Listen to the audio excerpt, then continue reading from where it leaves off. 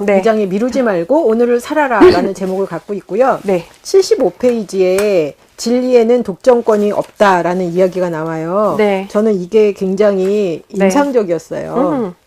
제가 한번 읽어볼게요. 네. 마음은 하나이다. 그러므로 진리 자체를 위해 진리를 사랑하는 가장 고차원적인 사람들은 진리의 소유권 따위를 중요하게 생각하지 않는다. 네. 이들은 어디서든 진리를 감사하게 받아들이며 진리에 인간이 지어낸 이름을 붙이거나 도장을 찍지 않는다. 진리는 오래전부터 아득한 옛날부터 자신들의 것이었기 때문이다. 많이 배운 사람이나 사상을 열심히 공부하는 사람에게도 지혜에 대한 독점권은 없다. 이들은 어느 한쪽에만 치중한 탓에 올바르게 생각할 힘을 상실해버리기 쉽다. 정말로 중요한 생각을 들려주는 사람들은 오히려 별로 예리하지도 심오하지도 않은 이들이다.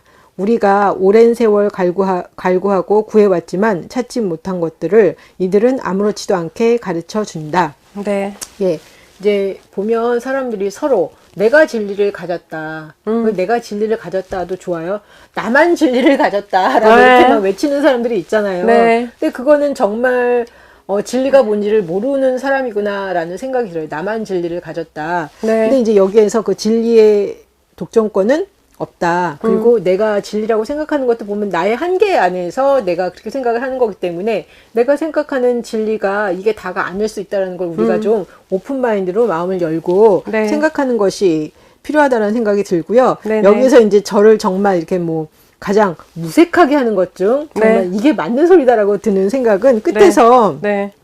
정말로 중요한 생각을 들려주는 사람들은 오히려 별로 예리하지도 심오하지도 않은 이들이다. 네. 우리가 오랜 세월 갈구하고 구해왔지만 찾지 못한 것들을 이들은 아무렇지도 않게 가르쳐준다. 네. 예. 삶 가운데서 그냥 우리가 정말 이게 맞다 이렇게 서로 아는 거잖아요. 네네. 근데 뭐 막 지식으로 뭐 막 붙여서 뭔가 대단한 게 있는 것 같지만 결국 보면은 그냥 우리 삶에 어떤 보편적으로 이렇게 적용되는 그렇죠. 예. 뭐 하나님 사랑하고 이웃 사랑하고 나를 사랑하고 함께 살고 이런 것들이 어떻게 보면 진리인데 뭐 이거를 거창하게 해서 뭔가 막 있는 것 같이 막 학자들 뭐 대단하게 공부를 많이 했던 사람이 얘기를 하는데 나중에 정말 그냥 옆에 있는 아저씨 할머니들이 얘기하는 거 보면은 그게 정말 맞는 소리일 때 맞아요. 우리는 도대체 뭘 위해서 그렇게 막 헤매고 다니나 가장 어떤 보면은 이렇게 근본적인 거 네네. 기본적인 거에 대해서 좀 이렇게 충실한 것이 필요하지 않나라는 네. 생각이 들었어요. 저는. 맞아요. 진짜 중요한 부분이죠. 날마다 살아가는데 세상이 연결되어 있다라는 것을 우리 선진들은 많이 알고 있었잖아요. 그쵸. 그래서 보면 뭐 그 거지라도 그냥 보내지 말고 밥이라도 해먹여라라고 얘기가 나와 있고요. 구약에서도 보면 뭐 고아와 과부를 위한 이제 그 쌀알 같은 거 남겨놓으라고 이야기를 하고 있잖아요. 사실 그게 진리잖아요. 그쵸. 왜냐하면 이제 그들이 잘 살아야 같이 잘 살 수 있는 거니까. 그래야지 우리가 사실 뭐 같이 잘 살 수 있다라는 개념은 뭐 잘 먹고 잘 산다라는 개념보다 나 혼자 돈이 많다. 그런데 내 주변 사람들은 다 돈이 없다. 그러면 항상 위협에 노출되어 있는 거잖아요. 내 돈이 빼앗길까 봐. 근데 그러지 말라는 얘기잖아요. 그러니까 뭐 대단한 부유함을 원하는 게 아니라 기본적인 그 어떤 품위를 유지하면서 살 수 있는 인간다운 삶. 인간다운 그렇죠. 삶을 살 수 있도록 네네. 그렇게 해주는 게 맞는 것 같아요. 네네. 근데 우리 선진들은 참 잘 알았는데, 그죠? 그분들이 우리처럼 뭐 피타고라스의 정의를 안 것도 아니고, 만류인력의 법칙을 안 것도 아니고, 중력의 법칙을 안 것도 아닌데. 그거 안다고 그죠? 막 잘난 척을 했는데 정말 기본에서 삶에서 이렇게 기본적인 것이 이루어지지 않는다면 그게 무슨 소용이 있겠어요. 맞아요. 왜 네. 그 이야기도 있잖아요. 죽을 때 아무것도 가져가지 못한다. 네네. 그냥 우리가 맨날 듣는 진리의 말씀이잖아요. 네네. 네? 그런데 그거를 우리가 정말 이렇게 마음속에 새긴다면 그렇게 집착하지 않겠죠? 네, 살면서? 맞아요. 네, 집착하지도 않을 거고, 조금 더 편안하게 살아갈 수 있겠죠. 그러니까요. 그죠? 예, 그러니까 진리는 멀리 있는 것도 아니고 지식이 뭐 멀리 있는 것도 아니다. 어떻게 보면 가장 기본적인 삶의 어떤 자세, 네네, 어떤 맞아요. 마음가짐 이런 것들을 우리가 좀 다시 한번 좀 돌아보는 게 필요하다. 그래서 저는 진리에는 독점권이 없다. 이 글을 보면서 네. 정말 맞는 소리야. 네, 맞아요. 네, 그런 생각을 생각했죠. 네. 했습니다. 네, 그리고 맞아요. 77페이지에 보면 네. 그 때가 되면 자연스럽게 이루어진다. 네. 한번 이거 좀 읽어주실래요? 네. 진정으로 그대를 위해 존재하는 것은 자연스럽게 그대에게 이끌린다. 그대는 지금 친구를 찾아 헤매고 다닌다. 그러나 발은 부지런히 움직이되 정신까지 그럴 필요는 없다. 친구를 찾지 못해도 그것이 최선이라고 받아들이면 된다. 그대 안의 힘은 그의 안에도 있다. 그러므로 둘이 만나는 것이 최선이라면 그 힘이 둘을 만나게 할 것이다. 그대는 지금 그대의 재능과 취향이 이끄는 대로 인간에 대한 사랑과 명예에 대한 갈망으로 어떤 일을 하기 위해 열심히 준비하고 있다. 그런데 어떤 이유로 그 일을 할 수 없게 되었다고 하자. 그래도 그런 상황을 기꺼이 받아들여야 한다. 아직 그대가 그 일을 할 때가 되지 않았기 때문이다. 그대가 준비가 되면 그 일은 자연스럽게 그대에게 다가올 것이다. 예. 네. 안절부절할 필요도 없고 때가 되면 자연스럽게 이루어지고 네. 내가 준비가 되면 자연스럽게 모든 것이 또 되고 풀려가고. 된다. 네. 예. 참 재밌죠, 그죠? 예, 네. 예. 이걸 우리가 좀 인지를 한다 그러면 바깥에 신경 쓸 게 아니라 내가 지금 준비가 되어 있나, 네네. 어느 상태까지 왔나, 네. 그리고 이제 내가 준비가 되기 위해서 이렇게 나를 잘 만들어가는 작업들이 필요하지 않나. 그렇죠. 생각이 들어서. 맞아요. 이것도 그냥 저희가 매번 보는 그냥 진리? 네네. 네, 지혜예요. 네, 맞아요.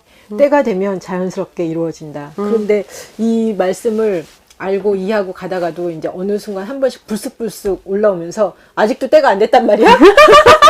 언제까지 기다려야 돼? 막 이런 생각들이 막 치밀어 올라올 때가 있잖아요. 맞아요. 눈에 네. 보이지가 않잖아요. 않으니까. 네. 네. 그러니까 조급함도 사실은 근데 우리에게 감옥처럼 다가오죠. 그렇죠. 그래서 나를 괴롭히는 부분이기도 그쵸. 하잖아요. 예, 예.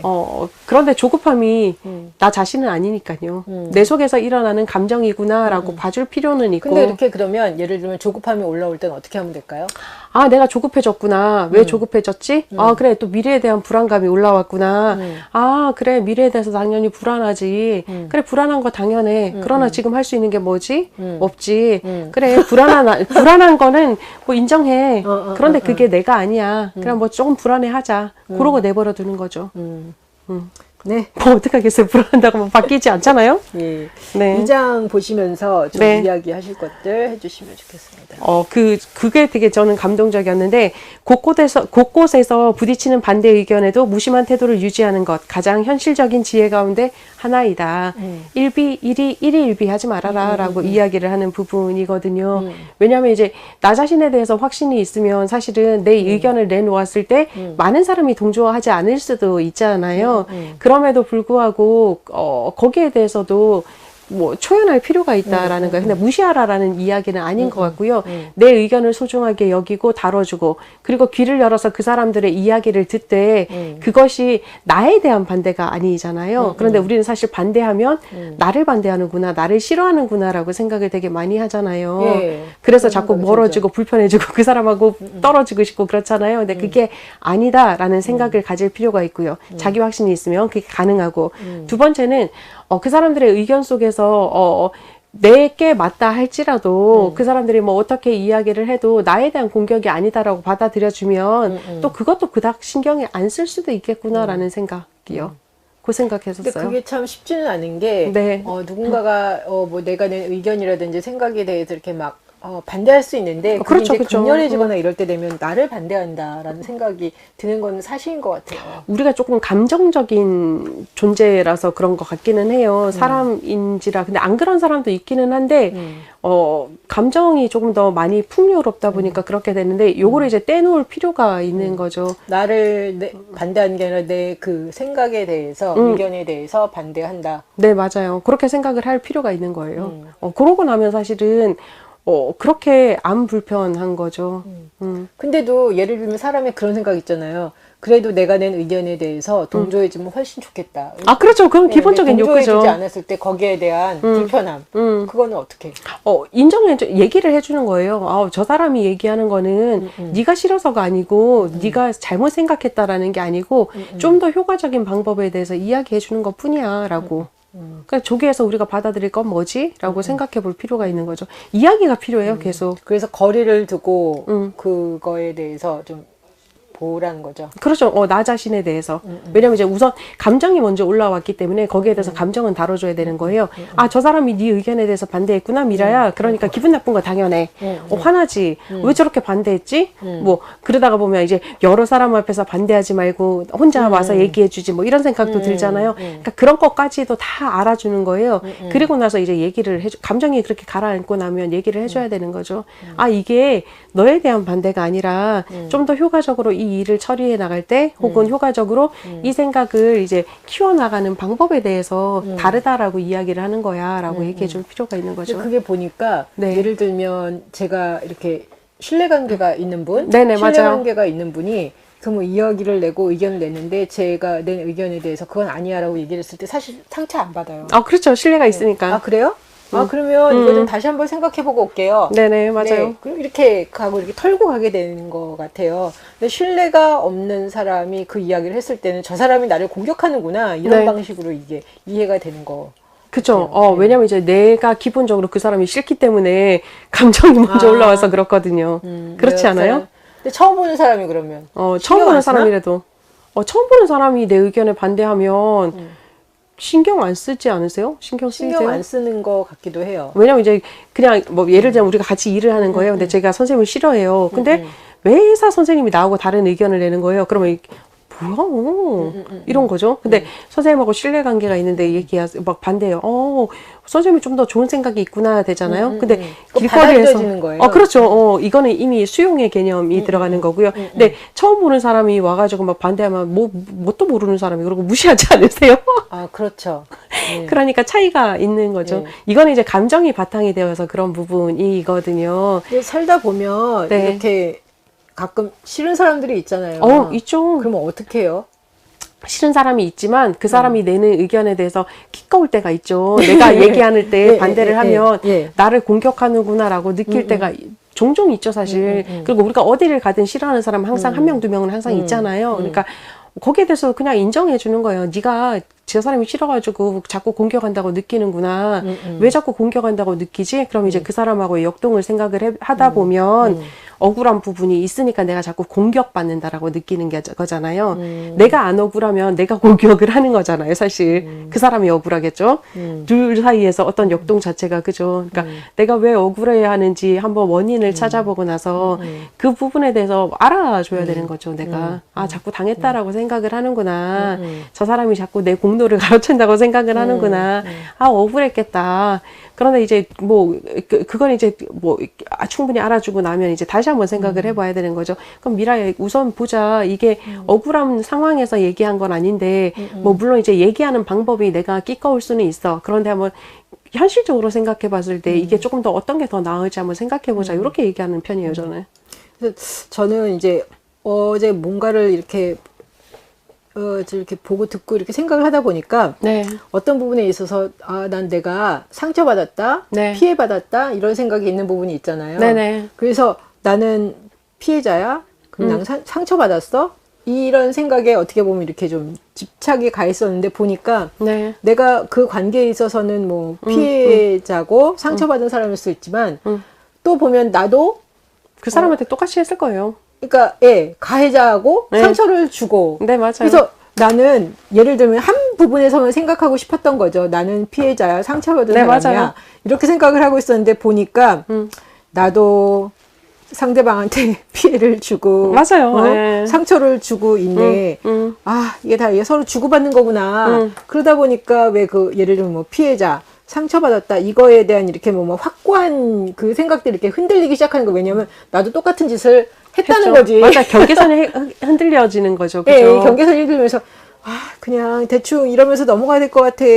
나는 피해자고 상처받은 자다 이렇게 생각했는데 나도 보니까 똑같은 짓을 하고 있었어. 이러면서 이게 막 흔들리니까 뭐라 그러나 조금 더 편안해지고 그냥 웬만하면 다 대충 다 넘겨야 되는 거 아닌가 이런 생각이 드는 거예요. 맞아. 감정적인 부분에서는 조금 더 그런 부분이 있는 거예요. 사실은 피해를 보고 상처를 받는 것도 나거든요. 그리고 피해를 끄집어 오는 것도 나고 상처를 끄집어 오는 것도 난 거예요. 그러니까 그 사람이 의도와 상관없이 예를 들자면 제가 언니한테 그러는 거죠. 언니 오늘 핑크 되게 안 어울려요. 이렇게 얘기를 해요. 괜찮으세요? 이 얘기 들어도? 핑크 안 어울려요? 나는 어울린다고 생각해서 상관없는데? 그죠?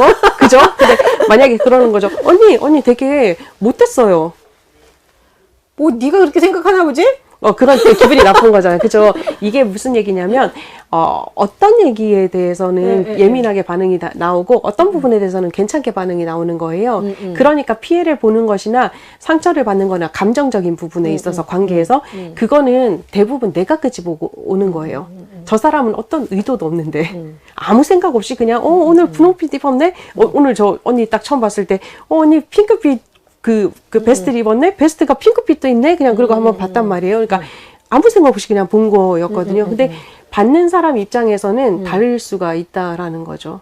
그러니까 피해도 그렇고 상처도 그렇고 내가 끄집어 오는 거거든요. 그러니까 제가 지금 드리는 말씀은 뭐였냐면, 네. 예를 들면 나는 이제 피해자다, 나는 상처받았다, 그러니까 나는 잘못이 없다. 그것도 아니에요. 쌍방이에요, 어차피. 아니, 그러니까 이제 그렇게 생각을 굳건히 하고 있는 거죠. 맞아요. 예. 그러니까 나는 잘못한 것도 없고 나는 피해받았고 상처받았어. 이렇게 이 생각이 굳어져 있단 말이에요. 그런데 이렇게 나를 어느 순간 이렇게 돌이켜 보니까 내가 상처 주는 것도 있고 맞아요. 내가 피해를 주는 것도 있고 이러고 있는 거예요. 그러면 내 생각이 다 맞는 게 아니죠. 아니잖아요. 맞아요. 예, 그러니까 이 자체가 다 흔들흔들 하는 거예요. 맞아요. 그래서 저는 속으로 잘 됐다라는 생각이 드는 거예요.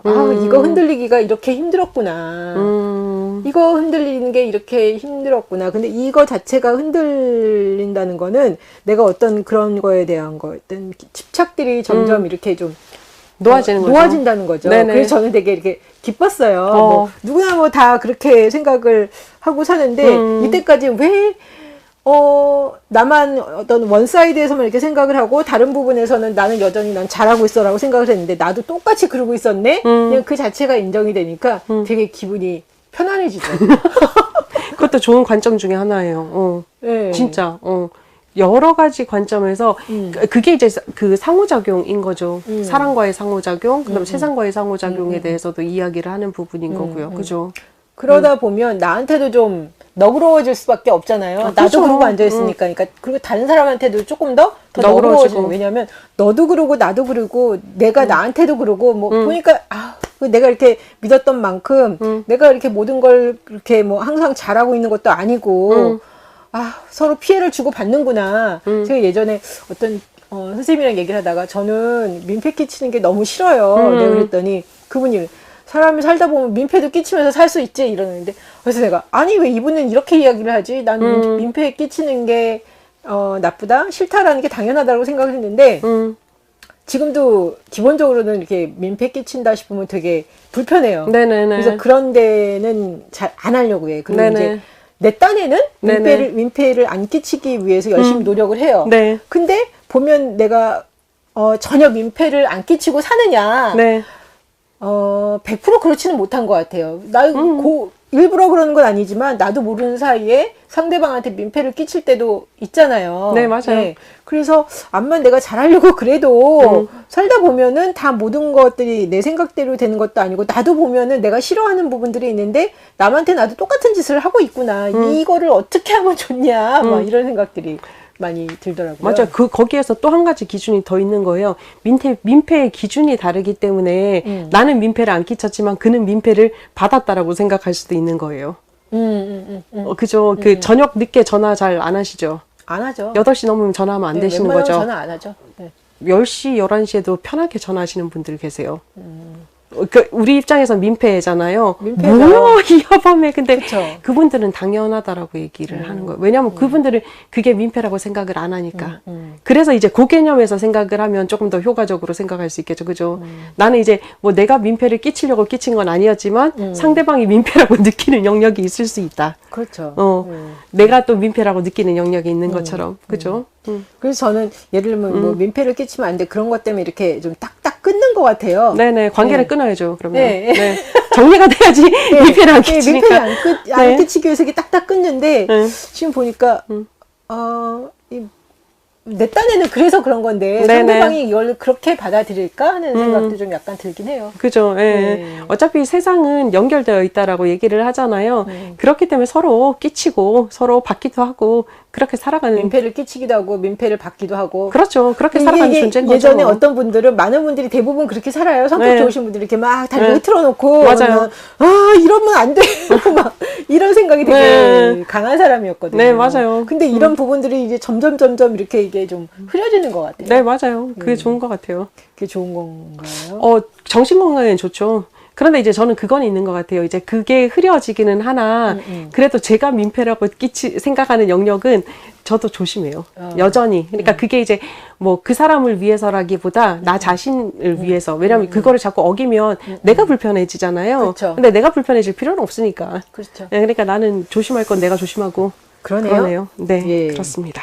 예, 2장 보시면서 좀 나누고 싶은 이야기들. 네네, 그 얘기 또 했었어요. 보면, 인간이 존재적 존재다라고 얘기를 해요. 그러니까 관계적 존재다라고 얘기를 하면서, 한 사람의 빛이 이제 다른 사람의 빛과 같이 있을 때, 합을 이룰 때, 이제 존재로 이해할 수 있다라고 이야기를 하거든요. 가만히 보면 우리가 성격이 좋다, 나쁘다조차도 누군가가 있어야지 사실 알아볼 수 있는 거잖아요. 그러니까, 근데 또 그게 한 사람만 있어서 될 문제는 아니잖아요. 날마다 본인의 성격을, 날마다까지는 안 돼도, 아직까지도 저는 이제 제 성격이, 이런 점이 있었네? 내가 이런 부분이 있었네? 발견하는 부분이 있거든요. 그거 언제까지 발견할까요? 죽을 때까지 할 것 같아요. 그러니까. 다른 사람을 만나니까 네, 자꾸. 네. 다른 역동이 일어나면서. 그러니까, 그거를 보면, 그게 이제, 때로는 괴로움으로 느껴질 때도 있죠. 왜냐면 덜 성숙한 모습이 보이거나 그럴 때요.